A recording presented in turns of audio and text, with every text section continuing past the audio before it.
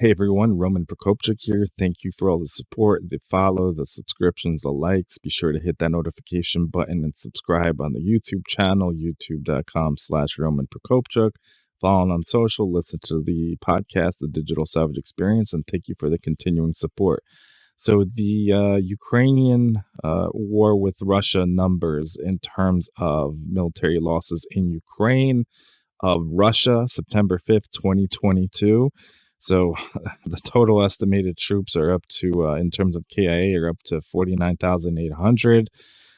That's going to crack 50,000, which is just a disgusting number. I mean, I feel bad as a Ukrainian. I feel bad that all these poor Russians, a lot of which 18 and 19-year-old conscripts that may have not shared a mindset of, let's go kill Ukrainians, or Ukrainians are Nazis. Let's go denazify Ukraine. They didn't share this mindset, but were forced to be cannon fodder. So this number that's going to create like 50, killed in action, plus I don't even know how many wounded. That may be another 50,000 to 70,000 wounded. This number well exceeds in terms of those killed and wounded. I would say above 100,000, which is baffling at this point, and no one in sight. So on September 5th, it's been estimated that 300 Russian troops have been KIA'd. 3 UAVs lost, 19 tanks destroyed, 10 artillery pieces destroyed, armored personnel vehicles destroyed, 29 other vehicles, including fuel tanks, 10 cruise missiles shot down, 2.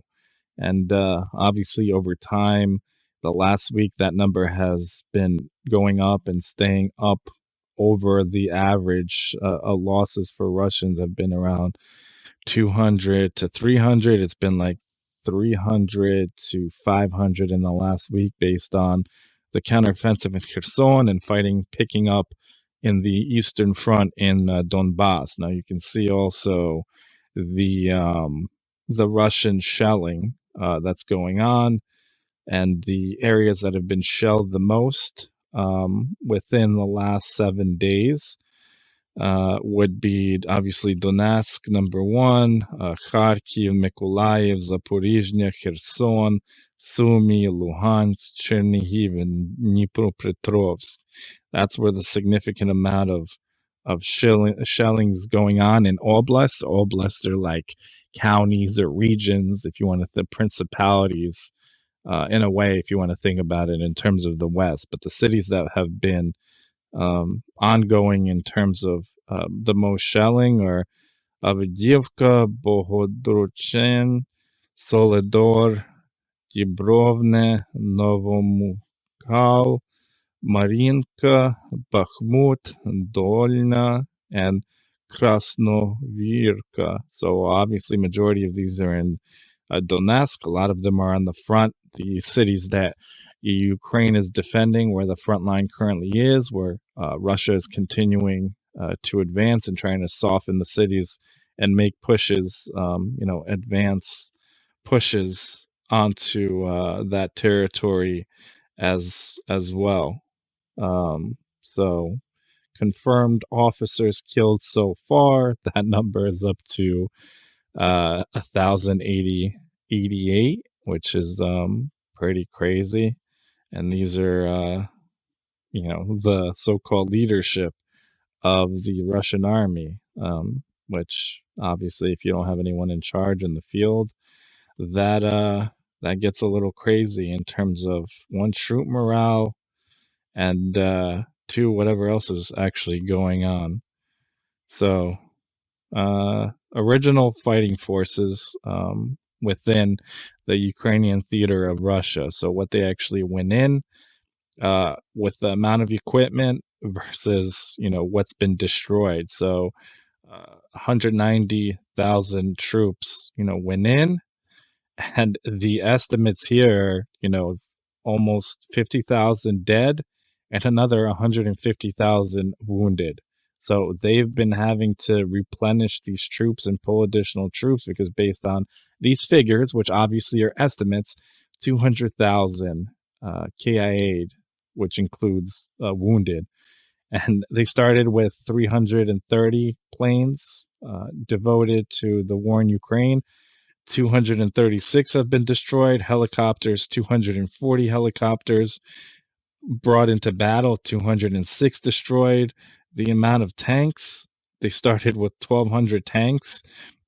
In terms of the initial invasion, 2,068 have been destroyed. So obviously over 100%. Artillery pieces started with 1,600, 1,157 destroyed. So 72% of those have been destroyed. And the personnel carriers started with 2,900 and APVs, and 4,459 have been destroyed, which, I mean, those numbers are really sad. I mean, what am I supposed to say to that? It's baffling that all these troops and all this equipment is just getting destroyed and destroyed. You see the ongoing kind of averages of the troops. So lost troops and total military equipment. You see military pieces since August 30th. So August 30th, you have 91 military pieces of armor and hardware lost. The next day, 75, then 90, then 59, then 112, then 70, then 74,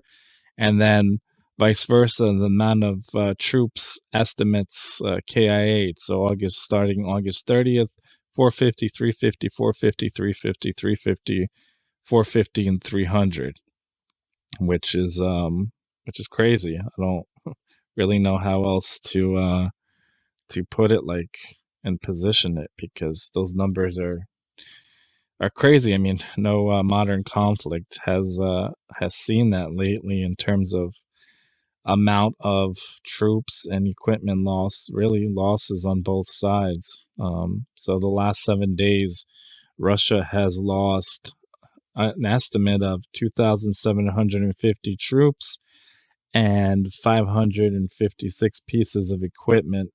They also lost in the last 7 days 2 planes, 4 helicopters, and 26 UAVs, 107 tanks, 97 pieces of artillery, 173 APVs, and 105 vehicles. So these numbers are up. All of them are up.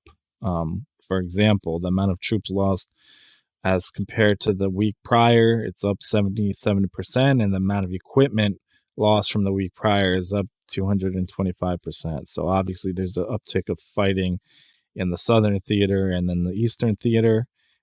Obviously there's also rumors of an additional counteroffensive about to be undertaken in the east. Obviously Ukraine, with its limited troops, obviously calling up reserves, getting Western equipment, but really planning and executing logistically to be as effective as possible. So obviously the counteroffensive in the Kherson Oblast started last week, which accounts for a lot of these higher numbers. Today, September 5th, two towns, villages have been retaken in Kherson, and then one in the Donbass Oblast. So hopefully in the next coming days, there's going to be an uptick of activity favoring Ukraine. Thank you for listening. Slava Ukraini, Heroyam Slava, Slava Nazi. God bless.